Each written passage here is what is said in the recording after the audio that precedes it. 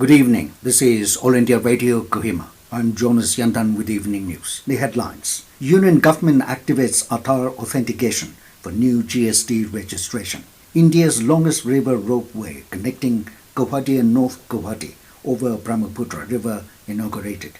Nagaland's COVID-19 daily climbs up to 3,714 and COVID-19 recovery rate crosses 75% across the country. Union government has activated Aadhaar authentication for new goods and services tax (GST) registration to enhance ease of doing business. For those opting for Aadhaar authentication, new GST registration will be issued within 3 working days and will not need to wait for physical verification. However, those not opting for Aadhaar authentication will be granted only after physical verification of the place of business or documentary verification, which may take up to 21 working days or more. Government said the move will facilitate genuine and honest taxpayers while at the same time keeping the fake and fraudulent entities away from GST. The facility of quick approval of GST registration through Aadhaar authentication can be availed by all Indian citizens. In Assam, the longest river ropeway of the country connecting Guwahati and North Guwahati was inaugurated today. Health Minister Himanta Biswa Sarma and Guwahati Development Department Minister Siddhartha Bhattacharya inaugurated the 1.8-kilometer long ropeway service. The ropeway has been operated from Kachari Khat in Guwahati to DOL Govinda Temple in North Guwahati. The ropeway has been built as per state-of-the-art technology following relevant norms. The opening of ropeway service would reduce the travel time between Guwahati and North Guwahati as well as boost the tourism sector. The distance to be covered is 7 to 8 minutes. Due to COVID-19 health guidelines, only 15 passengers will be carried at a time as of now, which is half of the capacity. A ropeway service would provide opportunities to see the landscapes of Guwahati city, mighty Brahmaputra, and the Umananda temple on Peacock Island, among others. In Nagaland, 28 new positive cases of COVID-19 have been reported today. Health and Family Welfare Minister S. Pangyapom in a tweet this evening said, out of 587 samples tested, 24 cases were reported from Kohima, 2 from Dimapur, and 1 each from Longling and Zunhaputtu. Bangyu also informed that 102 patients have recovered from COVID-19, 85 from Dimapur and 17 from Kohima. Health Department updated that of the 28 cases reported today, 2 are from the armed forces, 6 from returnees, and 20 from traced contacts. The state has now a total of 3,714 cases, out of which 1,301 are active, while 2,396 have recovered. So far, 8 have lost their lives. In Meghalaya, at least 12 more people, including 9 security personnel, tested positive for COVID-19 today, taking the northeastern state's tally to 1,929. The state currently has 1,141 active cases, while the number of recoveries stands at 780. 8 patients have succumbed to the infection so far. In Mizoram, 36 patients recovered from COVID-19 in the past 24 hours. With 1 case detected in the same period, the total number of cases has reached 918 in the state. Meanwhile, in Assam, nearly 71,000 patients were discharged from hospitals so far following the recoveries in the state.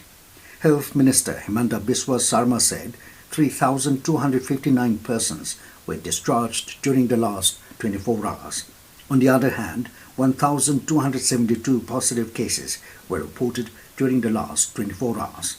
Presently, there are 19,595 active cases in the state. This news comes to you from All India Radio, Kohima. The Union government today said that the country's recovery rate among the COVID-19 patients has reached 75.27%. In all, 57,469 COVID patients recovered during the last 24 hours. The Health Ministry said the total number of recoveries has reached over 23,38,000. It said the recoveries of COVID-19 patients in the country are more than 3 times the active cases. A single-day spike of 61,408 cases took India's coronavirus case load to 31,06,348. The death toll climbed to 57,542, with 836 fatalities being reported in a span of 24 hours. There are 10,10,771 active cases of coronavirus infection in the country, which comprises 22.88% of the total caseload. The ministry said this is because of effective implementation of the center-led policies ensuring efficient clinical management in hospital settings for critical patients and supervised home isolation for moderate and mild ones. The constantly increasing recoveries has ensured that the actual caseload of the country has reduced and currently comprises only 22.88% of the total positive cases. The Health Ministry said this has also resulted in a gradually falling mortality rate in the country. Currently, India's case fatality rate is at 1.85%, which is one of the lowest globally.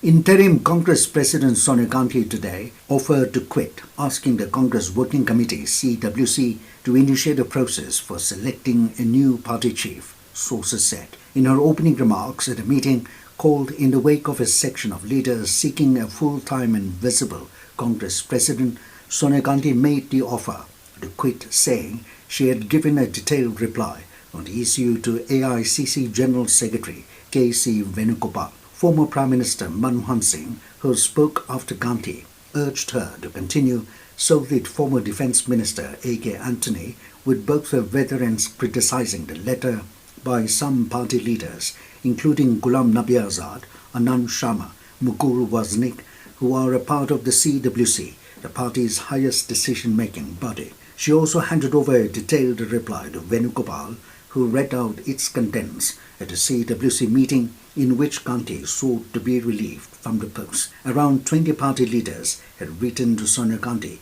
demanding a full-time visible president and overhauling of the organizational structure, including elections to the CWC and reconstitution of the parliamentary board. Railways has said that the new tender document for 44 semi-high-speed Vande Bharat trains will include provision for more than 50% local components. Addressing a virtual press conference today, Railway Board Chairman V.K. Yadav said the new tender document will include provision for local components of more than 50 in line with the government's Atmanirbhar Bharat initiative. Earlier on Friday, Railways had cancelled the tender for manufacturing 44 Vande Bharat Express trains, which was floated last year. Yadav said while evaluating the technical bits of tenders, the tender committee had noticed some of the details of financial offers have been revealed in the technical bits.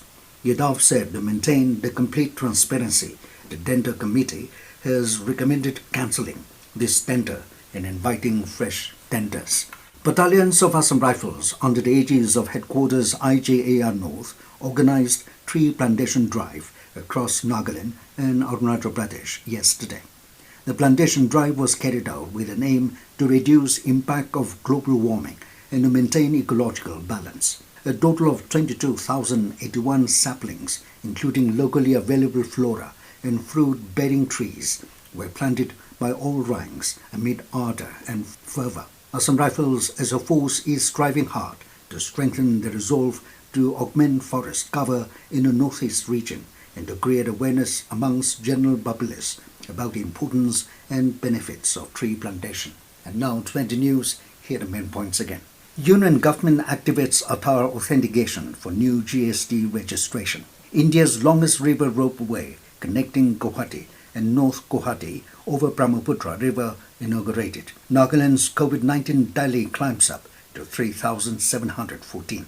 And COVID-19 recovery rate crosses 75% across the country. That is all we have in this evening news bulletin. Good night.